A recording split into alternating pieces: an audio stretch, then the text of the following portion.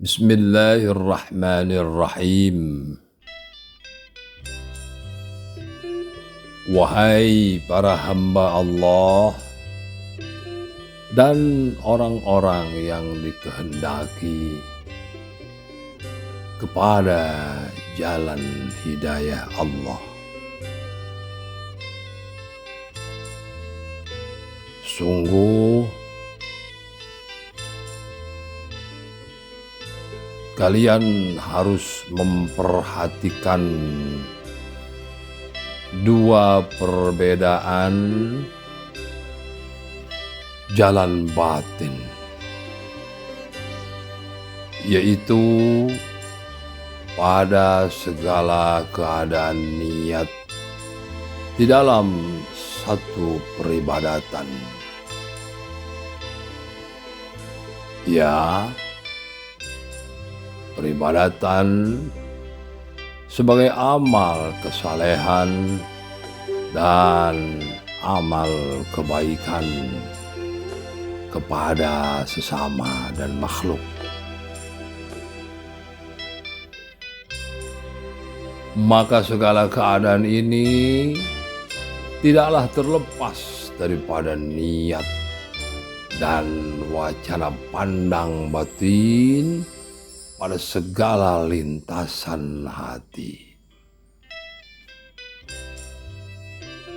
Maka dua jalan batin, yang pertama adalah apakah ketika pengerjaan suatu amal ibadah kesalehanmu itu menetap niat yang lurus kepada Allah saja, atau terintrik dengan berbagai siasat dari akal fikirmu atau wacana pandangmu yang tidak lurus dalam ibadahmu kepada Allah. Ada kalanya seseorang beribadah kepada Allah dengan suatu niat benar di dalam pengucapannya adalah lillahi ta'ala. Akan tetapi ada kalanya seseorang yang beribadah itu tanpa mendapatkan cahaya Allah, ia tidak menyadari bahwa ia telah mengumpulkan amal ibadahnya itu untuk bekal di akhirat ketika di dalam pemeriksaan segala amal. Ya, maka orang ini menyiapkan segala amal kesalehan dan bahkan berbagai kebaikan dari kehidupannya dengan banyak beribadah dan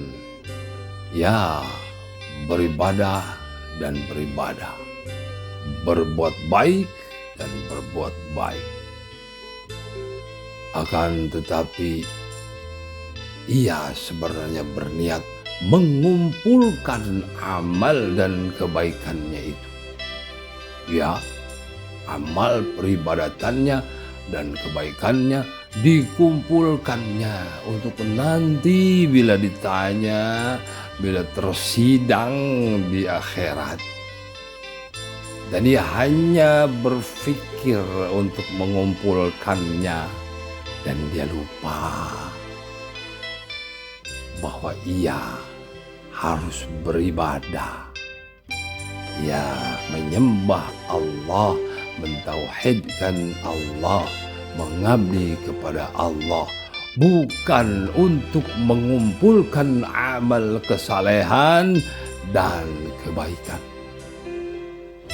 Maka adalah orang-orang yang tersesat pada wacana pandang batinnya, ia banyak mengumpulkan amal ibadah untuk nanti di akhirat.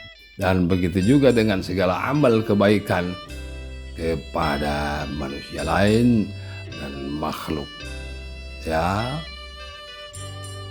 untuk dikumpulkannya dalam persidangan, pertimbangan, mizan pada akhirat nanti. Dia lupa bahwa dia harus beribadah, menyembah Allah, mengabdi. Maka dapat kita lihat kondisi ini pada hakikatnya. Segala peribadatannya adalah dalam rangka mengumpulkan banyak-banyak amal dan kebaikan. Bukan pengabdian dan peribadatan menuhankan Allah. Ya, bukan menuhankan Allah, tapi mengumpulkan amal yang banyak, lebih banyak, dan lebih banyak lagi. Maka dapat kita tafakurkan bahwa kemanakah segala amal itu. Tentu saja bukan tertuju kepada hak Allah, tetapi amal itu untuk dirinya, bukan lillahi ta'ala, bukan untuk Allah. Lalu kenapa bisa seperti itu? Karena ia tidak memahami wacana pandang batinnya. Ia tidak memahami lurusnya niat di dalam satu amal. Dan ini adalah ahwal batin.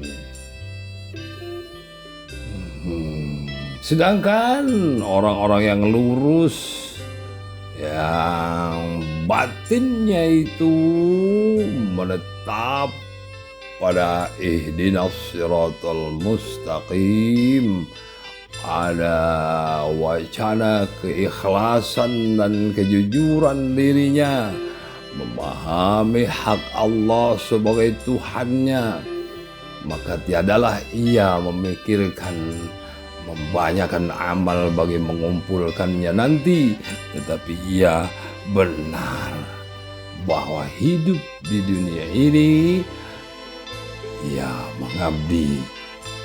Ya, mereka mengabdi dan beribadah kepada Allah dan memohon rahmatnya untuk diterima.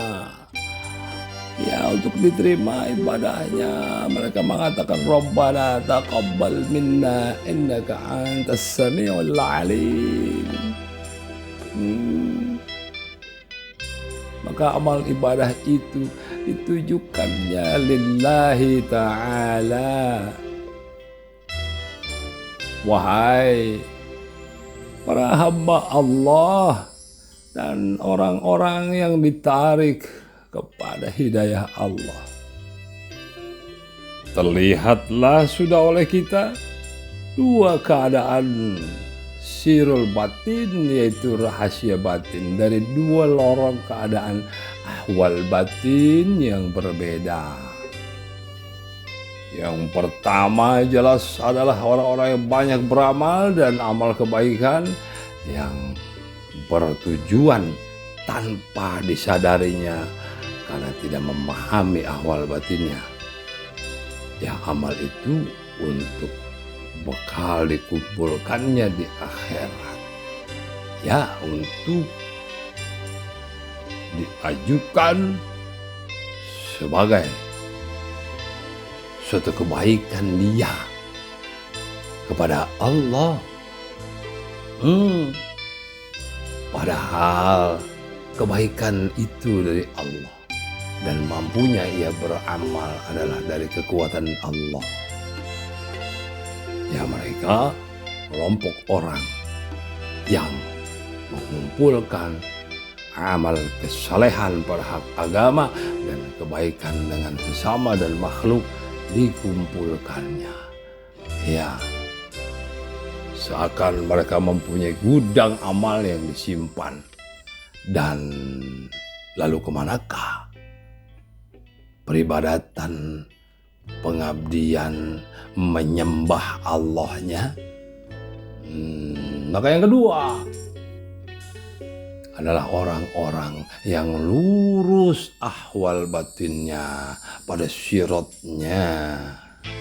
Ya, mereka ikhlas, mereka senang, mereka cinta kepada Allah, mereka suka dengan amalan itu, mereka penuh kerinduan kepada Allah dengan wasilah amal ibadah mereka, dengan wasilah kebaikan mereka, berbuat baik kepada sesama dan makhluk lainnya, sehingga mereka hanya melihat Allah untuk Allah, ya, karena Allah lillahi ta'ala.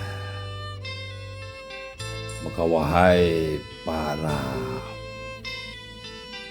hamba Allah dan mereka yang dikehendaki ditarik dengan paksaan untuk kepada Allah, perhatikanlah ini. Dua keadaan jalan bagi segala perjalanan mujahadah batin yang harus kita fahami. Maka tentulah kita tahu jalan mana yang harus kita pilih, dan ini adalah kewajiban yang tidak boleh tidak kita harus fahami dengan sebenar-benarnya. Dan ketahuilah, mereka yang beramal untuk dikumpulkan di akhirat nanti tidak akan mengakuinya bahwa amalan itu adalah untuk dikumpulkan. Mereka tetap akan mengakui bahwa mereka beribadah kepada Allah. Ya, mereka merasa menyembah Allah, beribadah kepada Allah. Tapi Allah yang maha mengetahui, yang melihat segala asrariyah batiniyah para hamba. Assalamualaikum warahmatullahi wabarakatuh. Alhamdulillah, Allahumma sholli wa sallim ala rasulillah Sayyidina Muhammad ibn Abdullah, la hawla wa la quwwata illa billah. Para hamba Allah dan orang-orang yang dikehendaki, yang dipaksa Allah ditarik kepada jalan-jalannya,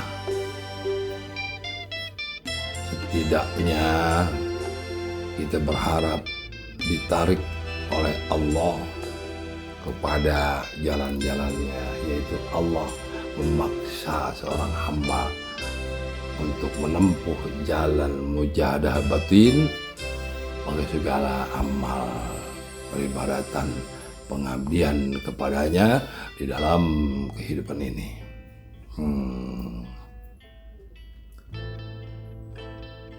Telah kita dengarkan satu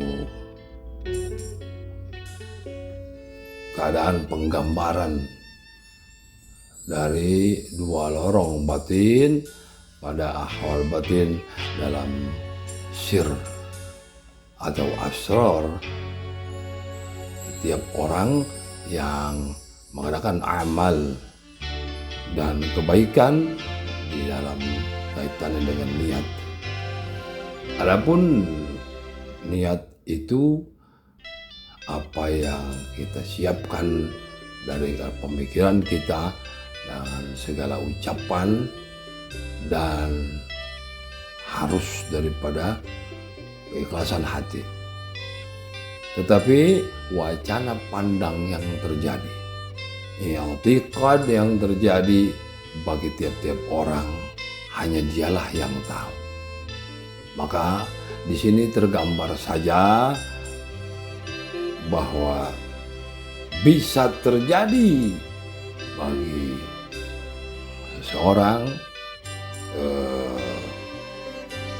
beramal, beribadah, bahwa ternyata bukanlah ia dalam pengabdian peribadatan pada Allah, malah ia hanya mengumpulkan amal dan kebaikannya agar dapat diajukan di dalam suatu pemeriksaan amal di akhirat nanti, bahwa ia beramal. Dan rasa ketakutan dapat menyebabkan seseorang salah mengiktikadkan dan wacana pandang. Dan pada hakikatnya bangunan amal itu pada dua keadaan, yaitu bangunan jahiliyah pada hak syariat agama, dan bangunan batiniyah pada segala hak dalam pemandangan hakikat Allah. Dan pada kenyataannya bahwa agama adalah zahir dan batin. Dan para hamba Allah dan mereka yang dikehendaki. Adapun segala amal kebaikan dan kesalehan pada hak zahirnya jelas, dan kalian adalah para ahlinya dalam segala hak syariat Allah. Dan pada hak batinnya tentu hanya pribadi yang tahu. Sedangkan pada hak batin banyak sekali kewajiban, bahkan mungkin lebih banyak daripada hak zahir. Adapun hak batin seperti kita bertawakal, seperti kita yakin, seperti melepaskan diri, menjauhkan diri dari suudzon, dan wajib menetapkan husnudzon kepada Allah, kepada makhluk, dan kekuatan keimanan, dan bersabar, dan bertakwa, dan melepaskan daripada sifat riya, keadaan riya, ujub, dengki, dan berbagai hal pada keadaan batin, segala amal kebaikan batin dan keburukannya, termasuk takabur, adalah wajib dihindari. Maka segala lintasan dan amal keadaan pada ahwal batin adalah wajib, dan keburukannya adalah dosa besar. Maka apakah segala hal ini diperhatikan, wahai hamba Allah dan orang-orang yang dikehendaki? Sedangkan lintasan hati itu sangat cepat, dan keadaannya belum tentu tertangkap oleh pemikiran dan kesadaran kita.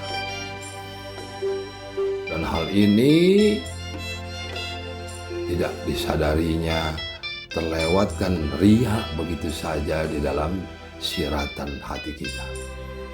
Terlewatkan prasangka buruk kepada seseorang, suudzon, terlewatkan begitu saja. Sedangkan hal itu wajib dijalankan atau ditetapkan di hati, dan yang satu wajib dihindari. Maka bagaimanakah para hamba Allah dan orang-orang yang dikehendaki untuk dapat beramal dengan ahwal batin? Sedangkan bila batin kita fasid, rusak, dan banyak kezaliman, maka bagaimanakah amal jahir kita akan diterima Allah? Ini adalah suatu keadaan yang perlu pentafakuran, perenungan bagi segala amal kebaikan kita.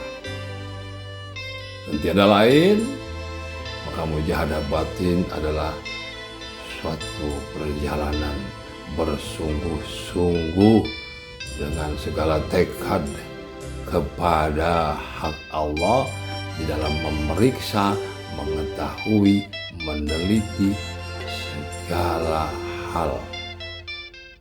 Sebagaimana umpama kita berdoa, kita mempunyai harap yang kuat kepada Allah dan ada rasa khauf. Iya, dan khauf itu adalah rasa takut, khawatir kepada hak Allah, bahwa sadar dialah yang menentukan segala sesuatu. Sehingga hamba yang berdoa merasa khawatir dengan ketakutan. Kalau doanya itu tidak dikabulkan. Ini yang dikatakan khauf di dalam kita berdoa. Dan ada roja, yaitu berharap kuat kepada Allah. Maka roja kepada Allah tidak terlihat tentu. Khauf pun tidak terlihat. Ini adalah amal dan segala keadaan pada ahwal batin. Apakah ini kita lupakan atau sama sekali tidak terjadi pada wacana batin dalam lintasan hati? Lalu kita memahami bahwa Allah melihat apa yang ada pada hati dan mendalam pada ahwal batin dengan segala lintasan dan siratan-siratannya. Maka tidak ada bagi kita kecuali kita wajib untuk mempelajari perjalanan sirul batin, yaitu rahasia pada batin dan segala ahwal. Dan inilah tujuan daripada mujahadah batin yang dibimbing. Maka apakah kita mencari pembimbing dan menginginkan dibimbing menjadi wajib? Tentu hal ini menjadi wajib.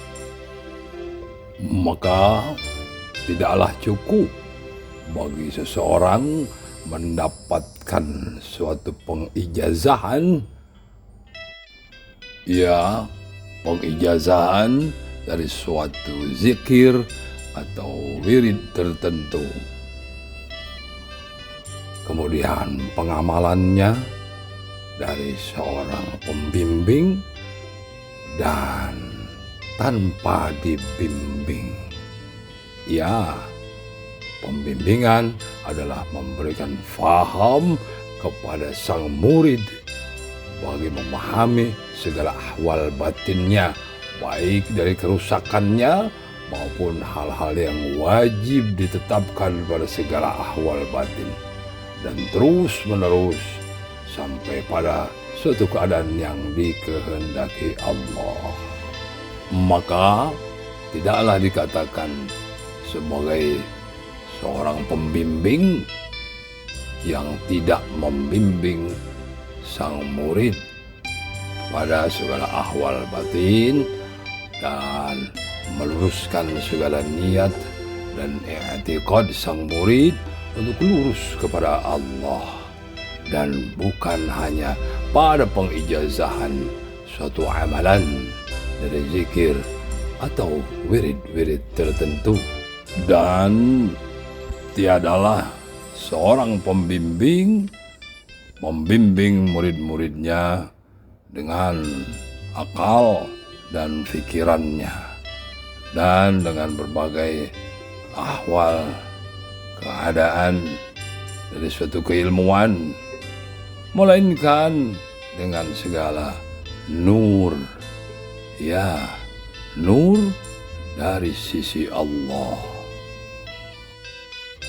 Inilah suatu gambaran bagaimana seorang hamba Allah dan orang-orang yang dikehendaki ditarik, Allah akan mengarahkannya, mengumpulkannya bersama orang-orang yang memang menghendaki keselamatan, yang tidak mau amal jahiliyah, syariat hak Allah menjadi sia-sia karena rusaknya segala ahwal batin dan penetapan lintasan pada hati. Semoga kita menjadi orang-orang yang diberikan taufik hidayah, yang mengawasi keadaan batin dan siratan-siratan hati, sehingga apa yang kita amalkan dari segala amal ibadah dan kebaikan-kebaikan Allah terima dengan keridhaan. Bagi kita ikhtiar dalam hal ilmu, memahami ilmu tentang hak batin bagi mujahadah batin adalah wajib. Semoga bermanfaat dunia akhirat. Bila taufik wal hidayah. Assalamualaikum warahmatullahi wabarakatuh. Walhamdulillah.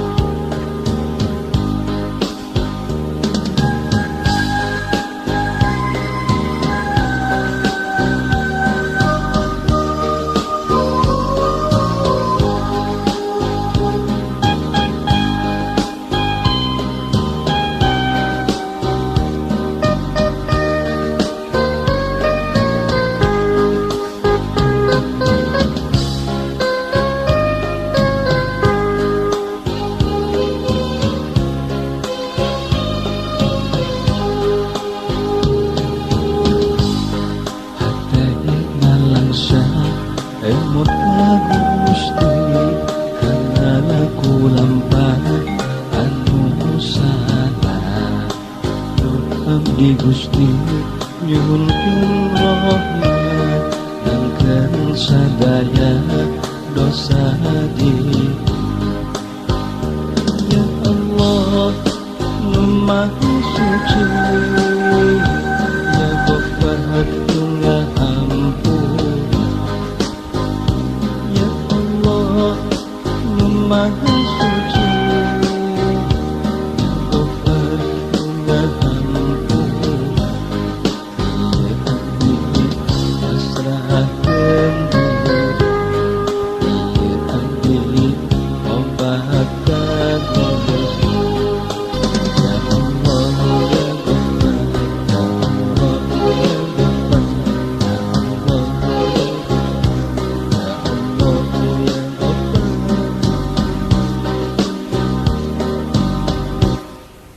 Rabbi ghfir warham wa anta khairur rahim.